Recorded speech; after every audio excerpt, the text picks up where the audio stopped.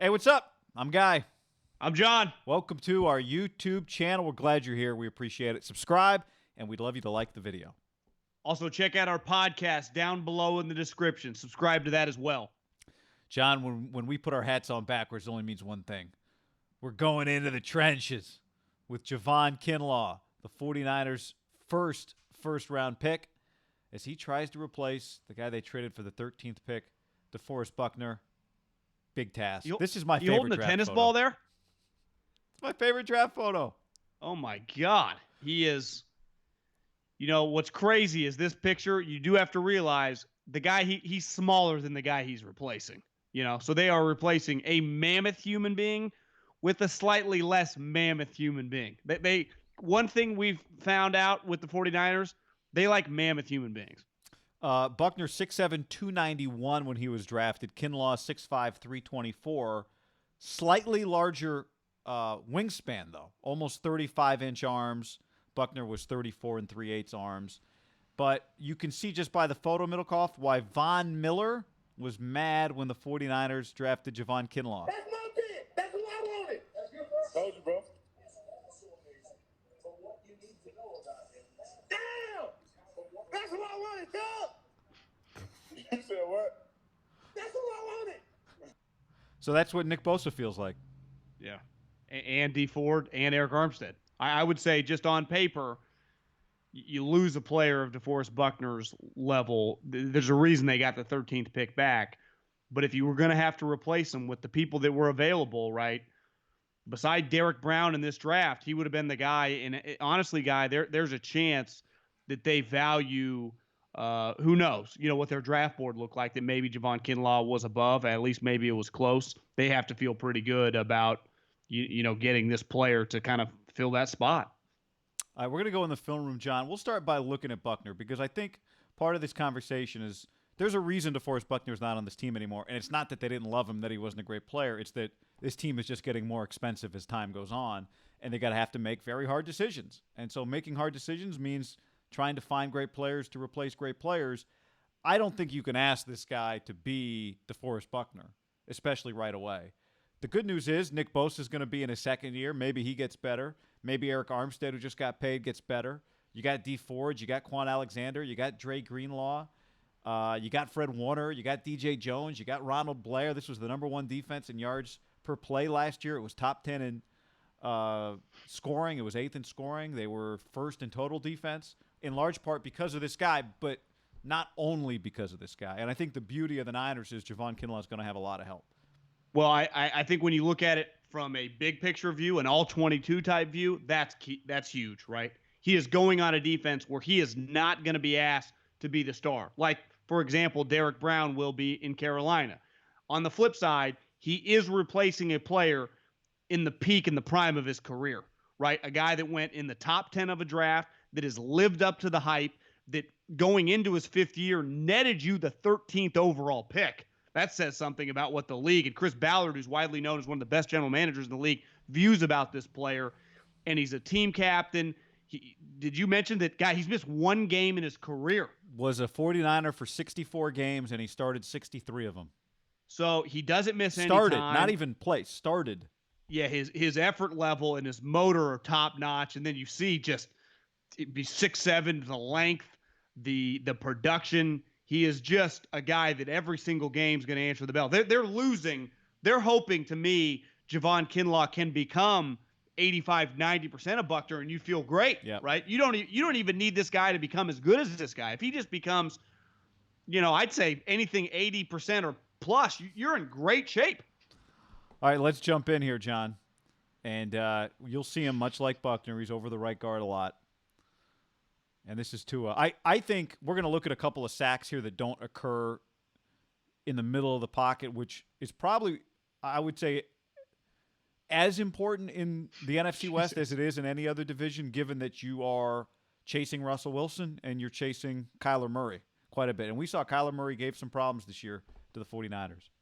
Well, to me, you're not in his role going to be in charge of chasing him outside the two tackles. You are going to be in charge of keeping him when they want to go forward through the middle of your offensive line, right? When shit breaks down, and especially Kyler, probably more than Russ, To me, D Ford, Nick Bosa, whoever their ends are, have to have outside contain. One thing I think the Niners benefit have when they have Buckner and Armstead in the game, when you have two guys in the middle that are that long and that athletic, and now I think Kinlaw fits that bill. Most humans 6'5" above can't move like that. There's a small list in the league, guy. Like Aaron Donald's viewed as the best defensive tackle. He's 6'1", right? It's like, yeah, point guards move a lot better than centers a lot of the time. But that's why when peak Shaq was like, yeah, humans aren't supposed to do that. Just like Fletcher Cox shouldn't move like Aaron Donald. He's 4.5 inches and 20 pounds heavier. So if you get a guy that can be this athletic, and here's where he's really going to benefit, is the players around him are so freaking good. And then, like you said, the linebackers with Fred Warner, who's become one of the more, I don't even know if he's under the radar anymore, but he's a stud. Greenlaw, Quan Alexander being healthy. They got a lot of team speed. This guy just needs to play powerful and long, and they'll be in good shape. All right, this is, again, a quarterback not in the middle of the pocket. Well, one thing I think when Buckner was coming out, and I would say Buckner was a better player coming out, he was just longer and his motor was just off the charts.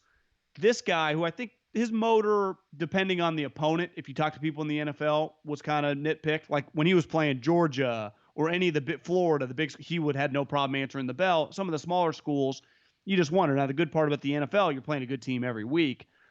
I do think the power for this guy coming out of college, and like you said, I mean, he's 30 pounds heavier than Buckner.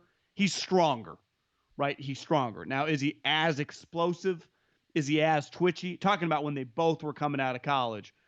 Now, looking back, right, the defensive line Buckner was coming to, Alden was gone by then. They basically just had Armstead, was nowhere near as talented, and this defense as a whole, which should benefit Kinlaw. It's a much easier kind of, landing strip for a top pick this time around than when it was for DeForest 4 years ago. Yeah. Double team. Did you agree? Like, to me, strength is one thing that you just power. Yes. And that picture that you show when he was holding the football like an egg kind of just shows, like, to me, that's, you just see a powerful player. I think his comparison is much more Fletcher Cox. Like, I think Fletcher might be a little twitchier, but just that powerful and being able to toss guards and get them on their heels and get them on skates, as the lingo in the league would go. Well, to your point, would you say this? Like, if you were scouting him live, probably not. You wouldn't call him explosive off the ball, right? But he's just so forceful once he makes contact. This is another look at the same sack here from the back. Yeah, and I think when you weigh 320 plus, I can't hold you to a Von Miller, Aaron Donald explosive first step standard, right?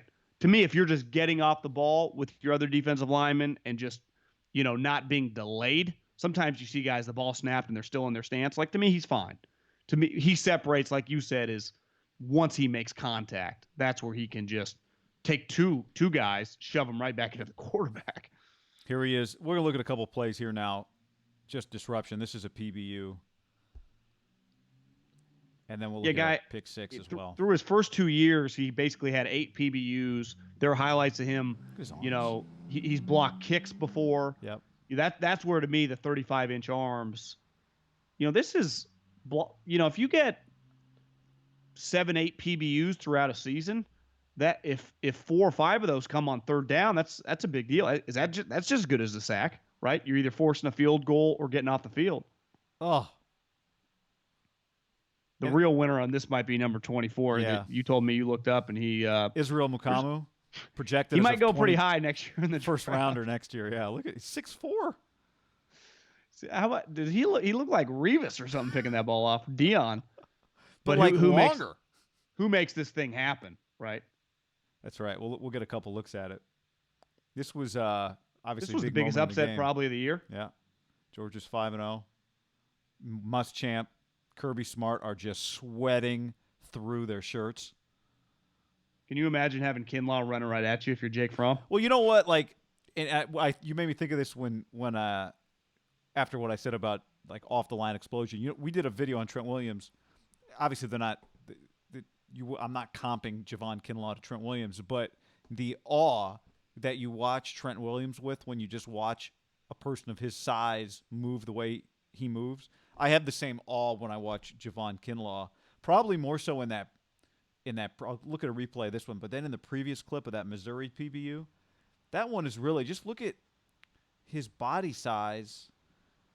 Just look at his movement here at his size. It just doesn't. He doesn't move like a guy. Yeah, 320 pounds. Does that look like 320 pounds of anything but muscle? I mean, look at him. Now, I know, and you had said this when we talked, he dropped 40 pounds when he showed up as a sophomore at South Carolina after a year at JC. And then you were saying, right, after the hip surgery, he missed the bowl game in 18 with hip surgery. 2019, his body came back much better. I think he was tighter. I think he worked out. You know, sometimes when you're young in college, we can relate, you and I in our 30s, you know, you don't eat the best foods. You take it as seriously. And I think in football, sometimes the light clicks for some of these guys. It might be their sophomore year. It might be their senior year. But when you have this freakish God-given talent and the light clicks, you go 14th in the draft, right? And really, if I was him, I would argue the Niners, like, I want the 13th draft slot. You traded back one spot. You're going to take me no matter what. Pay me the That's 13th right. spot. I want Mukamu. You know? Or at least I do too. How smooth is he when he high points the ball? I mean, God, Tall Revis. The back view of it when he picks him off is pretty sweet. You're right. Muschamp is a sweater. Well, this angle of the view on the corner is equally as cool as the Kinlaw pressure. Watch how high this.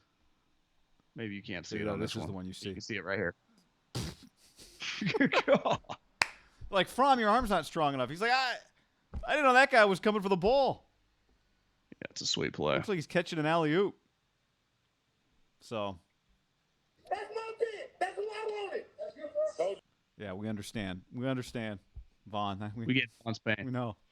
So can he replace Buckner? Does he have to is probably the follow-up. I think that's – what's our conclusion here? Maybe he can be a large percentage of Buckner, and if that's the case, great, and anything more than if he becomes Buckner is extra gravy. To me, Guy, if you're getting a guy to attempt to replace Buckner who's a college prospect, I'm going with the 6'5", 300-plus pound guy from the SEC that shoved Georgia around, that made big plays in big games, and who physically has all the characteristics and attributes to translate to the league. Now, does it? You know, a lot's going to be on how hard this guy works. They are in position where don't go hard all the time when Nick Bosa's playing as hard as he's playing. If Armstead can maintain his level of consistency, which he was last year, to me, usually that stuff rises. You know, I remember back when the Giants were humming and they were winning Super Bowls, those two under Coughlin, they just draft defensive linemen. And remember, they took somewhat of a flyer on JPP.